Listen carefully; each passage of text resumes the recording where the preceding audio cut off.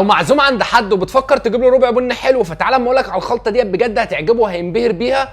اديها ب 100 جرام من البن الاندونيسي، بيناسب كل الناس وبيظبط الوش والقوام بتاع الخلطه. بعدها عشان كريمه القهوه ونسبه المره تكون قليله، خد لها 75 جرام من البن البرازيلي، ما بيزعلش حد البرازيلي ده، راشق في اي حاجه.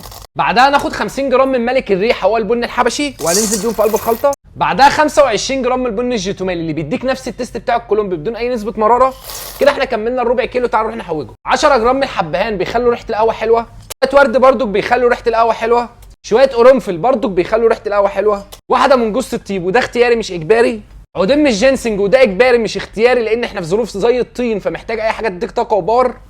قلب ربع الكيلو ده وانزل بيه في مطحنتك. بس قبل ما تطحنه، وانت ما تعرفنيش، انا علاء فوده وبقدم لك محتوى عن القهوه، بعرفك كل خلطات القهوه. فتعال نروح نطحن الربع كيلو ده. هتعبي الربع كيلو في العلبه ديت وتروح تديه لاي حد هديه، حد زعلان منك، حد رايح تفطر عنده، المهم ان هو بجد هينبهر وهيعجبه اول ربع كيلو.